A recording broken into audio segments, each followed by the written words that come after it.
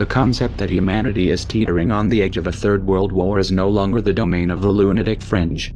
Those of you who have been paying attention know that in reality, the war is already underway. In this video we are going to examine the profiles of the key players and the alliances they've formed, expose their motives, and present evidence of crimes that they've already committed. Russia, China, and Iran have all explicitly sided with the Syrian government. Russia is providing air support, advanced anti-aircraft missile systems, heavy weapons and training. Iran, for its part, has troops on the ground. For the time being, China is more preoccupied with the ongoing tensions in the South China Sea, and has not flexed its missiles in Syria, as of yet. However, they should always be considered a wild card variable. The current Iraqi government is also a wild card. In 2015 they began to indicate where their loyalties lay in several meaningful ways. For example, they told the US government that new ground operations were not welcome, while at the same time announcing that they intend to look to Russia for military assistance. The list of countries pushing for regime change in Syria is a bit longer. The United States, France, England, Germany, Saudi Arabia, Jordan, Qatar, Turkey and Israel. If seeing these characters in bed together strikes you as strange, looking at their motives will clarify things considerably. There isn't just one motive for this bloodbath. Rather, there is a matrix of motives which intersect in some rather odd places. Of course, money had to play a role.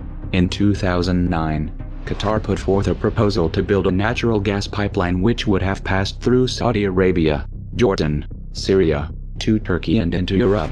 The president of Syria, however, rejected this proposal. Instead, in 2011 he forged a pact with Iraq and Iran to run a pipeline eastward, cutting Qatar and Saudi Arabia out of the loop completely. It was around this time that jihadists began flooding into the region intent on ousting Assad. The West presented these groups as freedom fighters. The vast majority of these militants, ISIS included, are Sunni jihadists, which is significant, because Saudi Arabia, Qatar, Turkey and Jordan are all Sunni as well, and Saudi Arabia in particular has a long history of spreading their preferred strain of Sunni extremism, Wahhabism, by investing heavily in building mosques, madrasas, schools, and Sunni cultural centers across the Muslim world. Now they have ISIS pushing it by the barrel of a gun. ISIS adheres to the Wahhabi form of Sunni Islam. ISIS is not merely some dark aberration.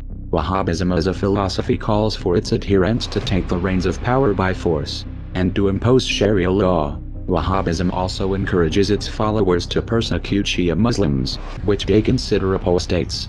And of course apostasy is punishable by death. Iran is Shia. The current government in Iraq is Shia, and has strong ties with Iran. The pipeline deal which Assad accepted would strengthen this Shia bloc, and its regional influence. The Sunnis don't like this.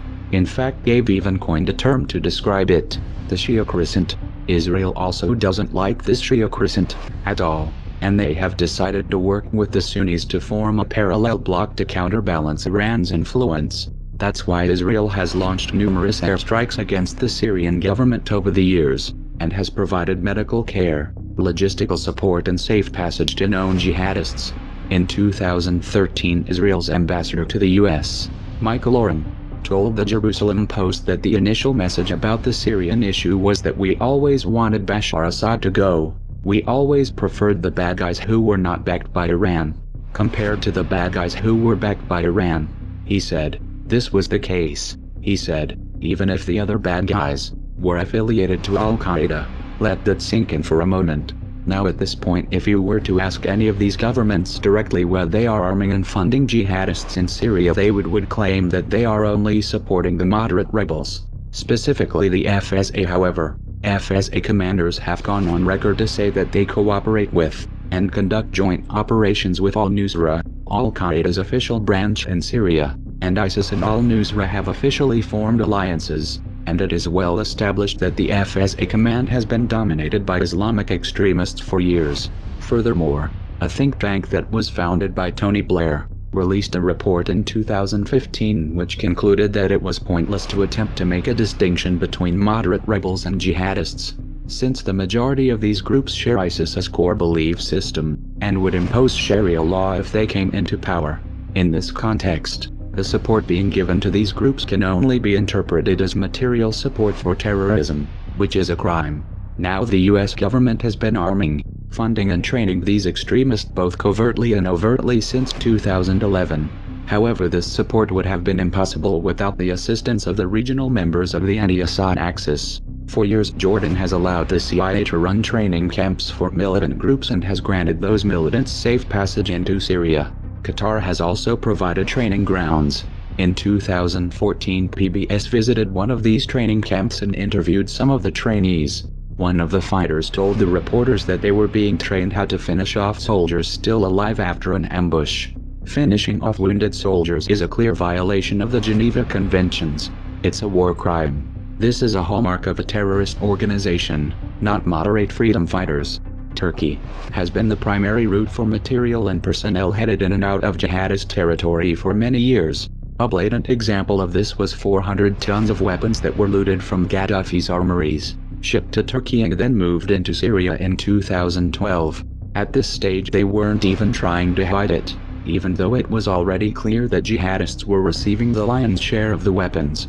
Jordan, Saudi Arabia and Qatar also have assisted in the transfer of heavy weapons directly to Al-Nusra by flying hundreds of cargo flights into Syria. And then there's the infamous Toyota trucks which ISIS drives. US counterterrorism officials made a show of investigating where they were getting these trucks, but it would have been much simpler if they had just called up the US State Department.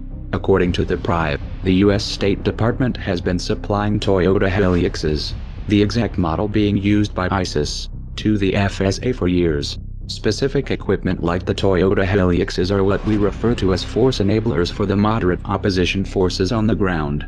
He adds, Shabander says the US supplied pickups will be delivering troops and supplies into battle. Some of the fleet will even become battlefield weapons. You can absolutely expect for many of those trucks to be mounted with crew-serve machine guns or other type of equipment, military equipment, that the opposition forces have access to. I mean, that's one of the reasons why the Toyota Hilux is such an important force multiplier, because it could be used both for humanitarian purposes and for operational purposes as well. Knowing the real chain of alliances between these groups, it makes perfect sense that ISIS would end up behind the wheel. And let's not forget about the oil. At this stage ISIS has reached a point where it no longer needs direct sponsorship. The organization earns an estimated $1 million to $2 million a day through oil sales. The US was aware of this but did nothing to stop it. They didn't even condemn the country which was facilitating the sale of this oil. Russia, on the other hand, began targeting oil convoys headed into Turkey in November of 2015. Shortly thereafter, Turkey shot down a Russian Su-24 that supposedly violated Turkish airspace for 17 seconds. In response, Russia released satellite evidence that they claimed shows how Turkey is smuggling oil from ISIS. The US government dismissed this evidence, but didn't counter it with any evidence of their own. So where is the oil going? We're supposed to just put that little detail out of our minds. They knew, but they did nothing. Why? Right. And I suppose we didn't call out Turkey for buying the oil because we didn't want to hurt Erdogan's feelings. Clearly it is not in the interest of the anti-Assad axis to eliminate ISIS. The United States and France are keen to make a show of airstrikes and special forces. But what they really want is the ability to operate in Syria militarily. This is the only way they'll have any chance of influencing the outcome. Trouble is, Russia is dug in. Unlike the United States and France, they have permission to operate in the country, and this has allowed them to set up bases, and a strong anti-aircraft defense grid which at any point could be used to enforce a no-fly zone. Washington is in a weak position. It can't really win from this angle, so they'll have to find a way to put Russia off balance and retake the momentum. It's important to remember the real stakes in this conflict. The West is in a state of decline. Their influence is waning. If the US and their allies fail to remove Assad from power, what they will be faced with is more than just a strong Shia crescent. If they fail, they risk being edged out of the entire region, and replaced by Russia. This would give Russia an enormous amount of leverage in global energy markets, and this of course has serious implications for the petrodollar. For Washington this is an unacceptable outcome, so expect the unexpected. Russia's hacked into a lot of things. China's hacked into a lot of things. Russia even hacked into the Democratic National Committee. maybe even some state election systems. So we've got to step up our game, make sure we are well defended and able to take the fight to those who go after us. As president, I will make it clear that the United States will treat cyber attacks just like any other attack. We will be ready with serious political, economic, and military responses. И люди не чувствуют опасности. Вот меня что беспокоит. Ну как мы не можем понять? Мы тащим мир вообще в совершенно новое измерение. Вот в чем проблема.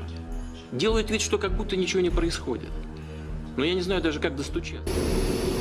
We're flying over Estonia now, but just over to the east, to the right, is Russia.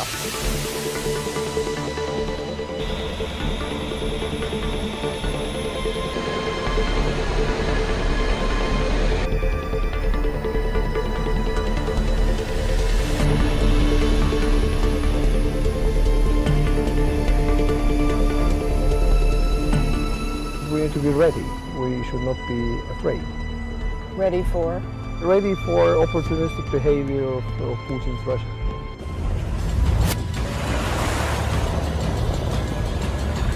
These US-3s are about to perform their first ever amphibious landing from the Black Sea onto the Ukrainian coastline.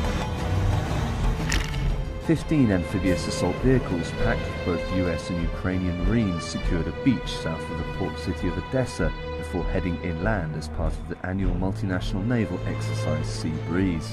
This year the US Navy deployed 2 ships, the USS Ross, a guided missile destroyer, and this ship, the USS Whitby Island, which acted as a launching pad for the amphibious operation. The Black Sea is bounded by 6 countries linking southeastern Europe and western Asia. Since the Russian annexation of Crimea in 2014, the security situation here has been very tense at times.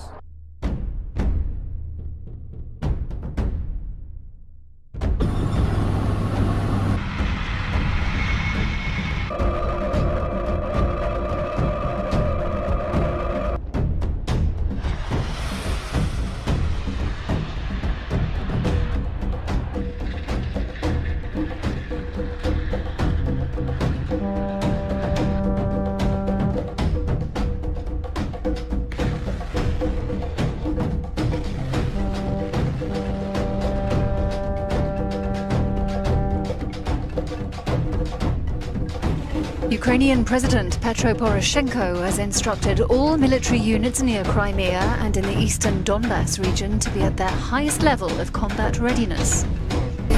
We need to be ready. We should not be afraid. Ready for? Ready for opportunistic behavior of Putin's Russia.